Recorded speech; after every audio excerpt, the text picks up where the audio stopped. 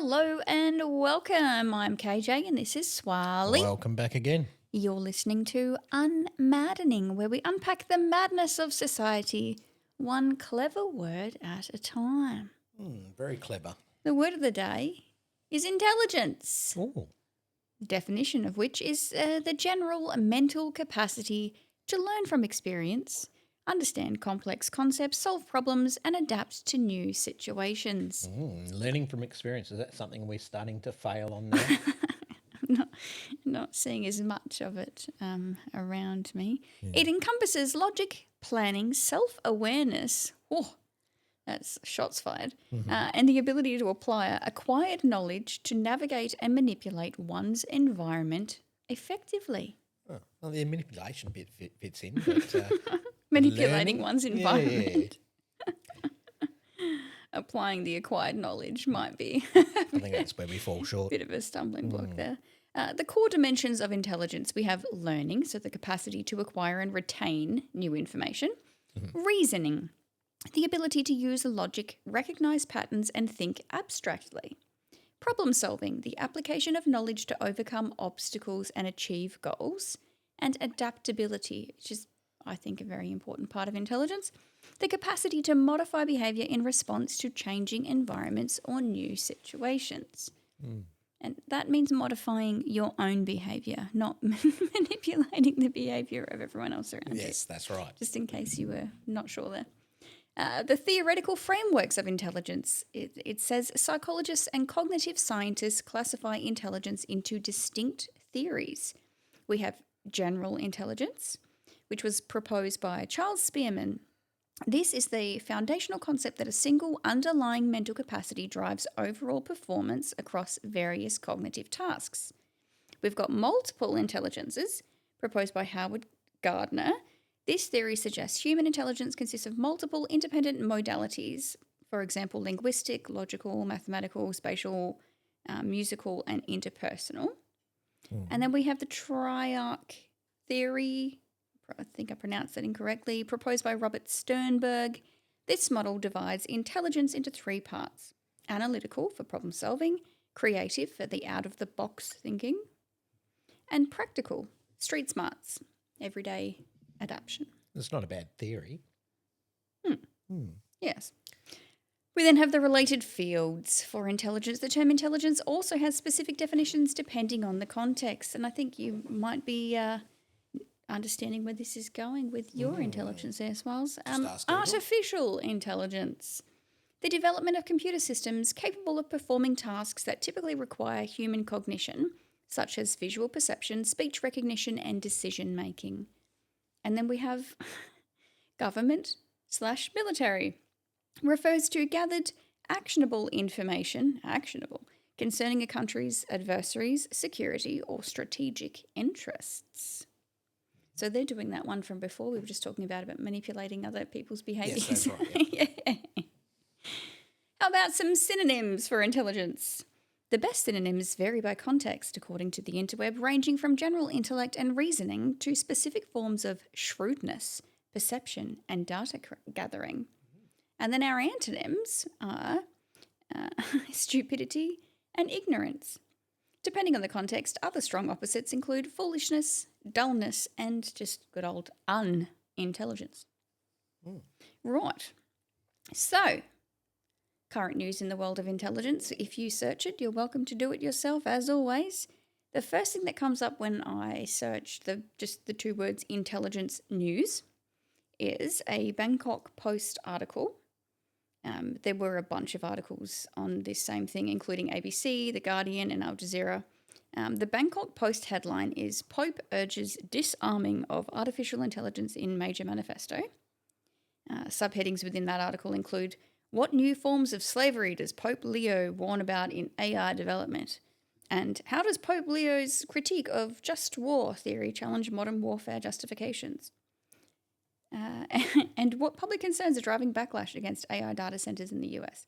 I found that one really interesting because it seems like they're anti-AI.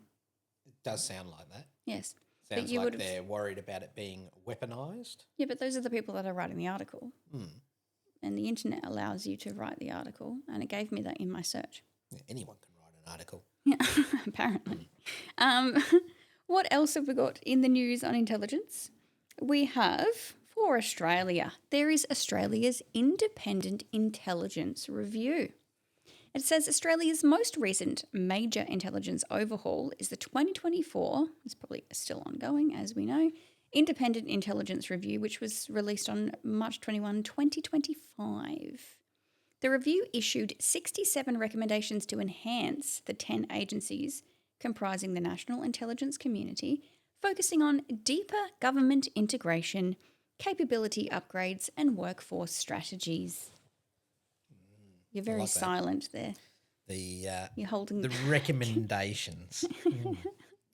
They're just recommendations. Doesn't mean they get actioned. Yeah, well, I was thinking about the deeper government integration, but what are you going to do? Yes. Key findings from said review thus far. The review concluded that Australia's intelligence agencies have successfully protected the national interest, but recommended continued heavy investment to combat a deteriorating and highly complex strategic security environment. So What are you going to do? buy some shares.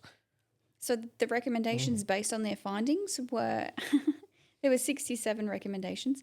They were focusing on institutionalising a deeper culture of collaboration, improving workforce skills, and integrating intelligence operations more closely with other arms of government. It's like they knew what their recommendations and findings were going to be before they started the review. Yes. Well, it would seem that way, wouldn't it? Yeah. Fascinating. Wow.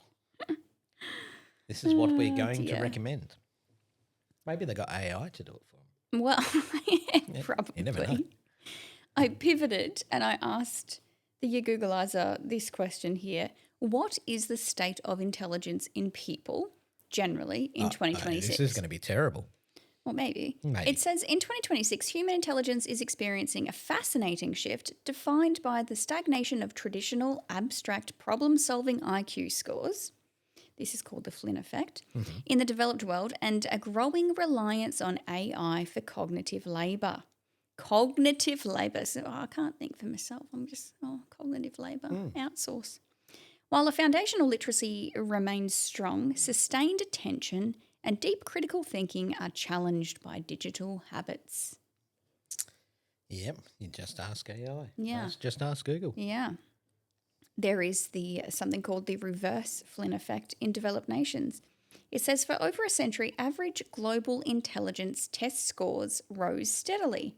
However, data from major assessments and neuroscientific research indicates that this trend has plateaued or reversed in many economically advanced nations, including parts of the US, UK, and Scandinavia. So we're getting dumber. Oh, you can see that already. Yes. It's not new.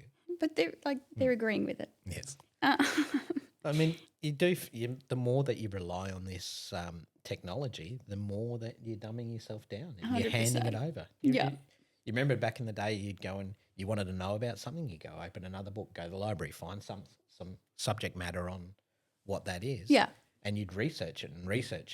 Or ask somebody, ask a parent or a teacher or a friend. And now I fall guilty to it as well, that you just go straight to the phone and ask AI, ask Google. And that's what it is. Mm-hmm. The next step here is this cognitive offloading challenge, which is what you were just talking about. It says heavy reliance on smartphones and generative AI tools to do our remembering and problem solving for us. And that was exactly where I was going to go next. That's your problem solving skills straight out the window. But it's actually having a it's there in my physiological hand. effect as well. It's causing some foundational brain muscles like deep focus, memory, and sustained attention to weaken. And then the next step will be weakening and withering. Like we're intentionally setting people down a path of like a dementia state of loss of your cognitive abilities as young people simply because you don't know how to do it for yourself. Do you even brain lift, bro? I'm brain lift a lot, actually. I hope that serves me well in my twilight years. Contrasting global gains in economically developing and rapidly industrialising regions such as South Korea, China and Japan, test scores and early childhood education metrics remain incredibly high. often driven by cultural focus and robust educational infrastructure. So some people are doing it right. Mm. There's a lot of people out there as well that just do their assignments with ChatGPT. I'm sure there are. That was South Korea, China, and Japan again, just to recap for those of you playing at home. It then talks about a shift towards what we're calling hybrid intelligence. So it says rather than humans becoming objectively, quote unquote, less smart, the definition of intelligence is evolving. Experts identify a growing integration between natural and artificial intelligence. They're like, lean into it. Lean in. You need us, right? We need you. So true. They proper do need us. If everybody stops using it, it's still going to take over. That's how it learns, though. Yeah. Well, yeah, that is how it learns. And that's how people don't learn. Yes, that's right. Yeah. Oh, my goodness. Agentic workflows is another little dot here that you get from the interweb. In the modern workplace, AI is transitioning from a simple search tool into autonomous, quote, teammates, unquote. We have something like this in my own workplace that you use to help you with some of your tasks. People are increasingly tasked with high-level delegation and system oversight rather than manual computation. Heaven forbid you have to do your own work or your own typing of something. Isn't that funny, though? I mean, people are overseeing, making sure the computer's doing the correct work. But, go on another 5 years, how will they even know the computer's doing the correct work? Yeah, they won't. I don't know They'll what it's ask doing. another AI to read over the notes made by the first AI and say, are these notes good? Yeah. And the AIs will just talk to each other and go, and do just- the Muttley laugh and go, just- yeah, tell them it was right. Tell them it was right. It's just like the two AIs talking to each other. Yeah, absolutely. New cognitive skills. Experts argue that traditional standardized tests may be failing to measure the rapid processing and digital navigation skills that are necessary to thrive in today's screen-saturated, data-heavy environments. So that's like don't be mean to the humans. It's not their fault that we can't actually assess what their real intelligence levels are. It's that our tests are wrong for them. They don't know how to take the test. They feel too upset or too worried or under too much pressure by your test environment. Oh my goodness, how true is that with several people that I can think of like, oh, test pressure. They've got more PC proof intelligence than anything else. More inclusive intelligence. So more true. diverse intelligence. These are all the new phrases we're going to start to coin now. Diverse intelligence. You like that one? The rise of cognitive manipulation. Because AI and deepfake technologies have become deeply embedded in global media, a major test for general intelligence today is AI literacy. The challenge has shifted from acquiring raw knowledge to evaluating and identifying accurate information among mass digital disinformation. That whole couple of sentences there is just like a cluster mess of contradiction and nothing supportive for the human. Where did you pull whatsoever. that from, AI?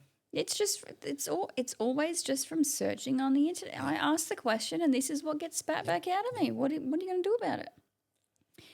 Finally here, intelligence is currently undergoing a reconfiguration, finger quotes, rather than a simple decline.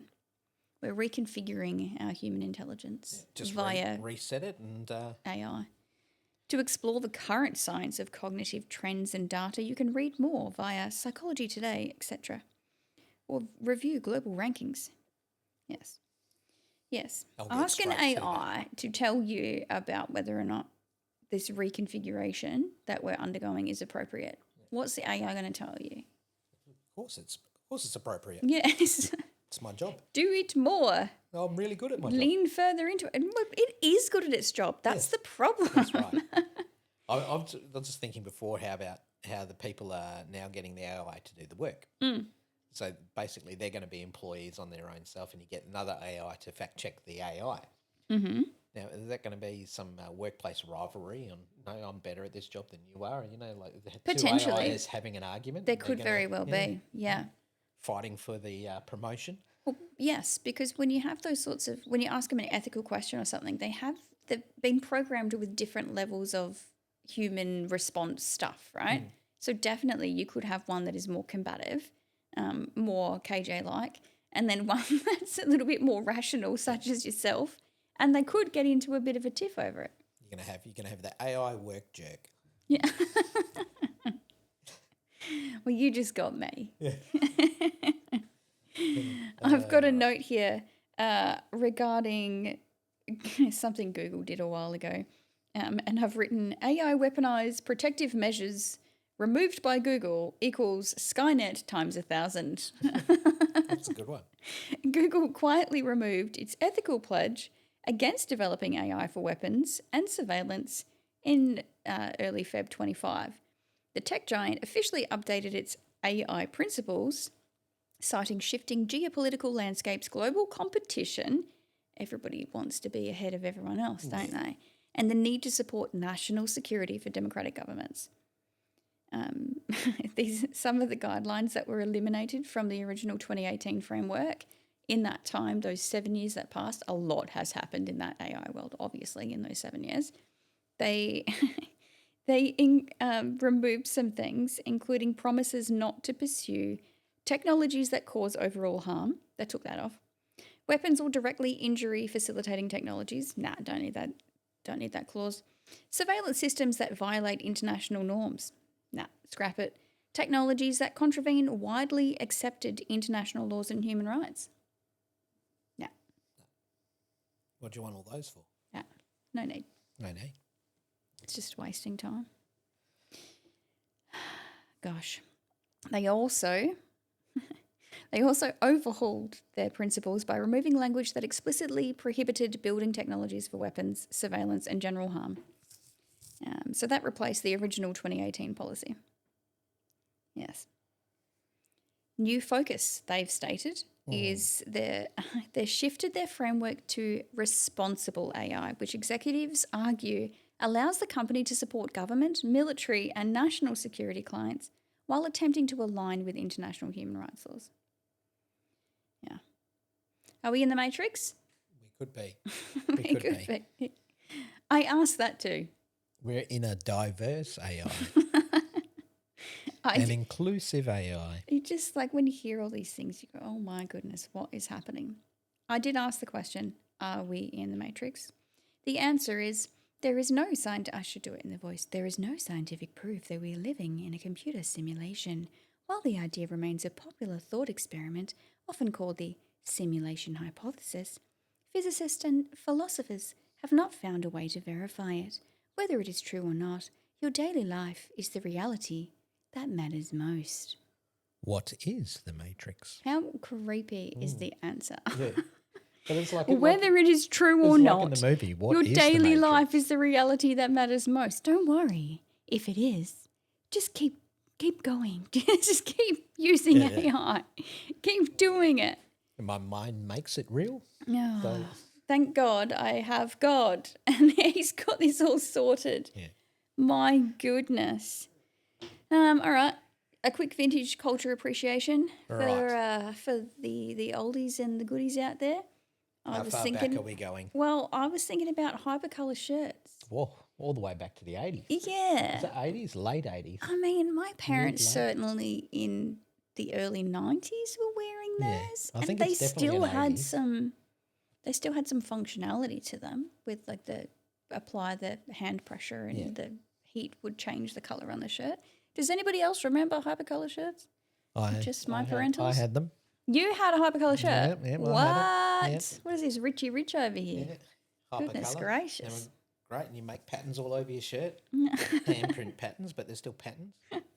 And then sometimes when you wash them, they come out all different colours. Sometimes, Yeah, I mean, I wonder how that worked. What was Was the it heat? But I recommendations don't know. for washing them? Probably like cold hand wash and dry flat on a rack I or think it was something. inside out. And, Yeah. Your hypercolour shirt is now dry. Drying mode on. But they do remind me of something from even earlier than the hypercolors, which is just the traditional mood ring. Just responded to changing body temperature. Would that have been from the 70s or 60s? I actually don't know. Even earlier? I didn't. You Googleize that. Somebody else can tell me. But I did have one of those when I was a kid. Didn't have a hypercolor shirt, but I definitely had a cheap little mood ring.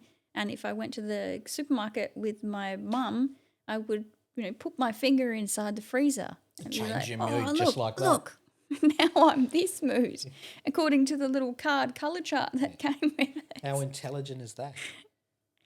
Take me back to that. That's real intelligence right there. Oh dear, my precious. All right, on that note, that was fun, horrifying, and very fun. All right, thanks for listening. We will catch you next time with another word and whatever our thoughts are on it. Until then, God bless. Peace out.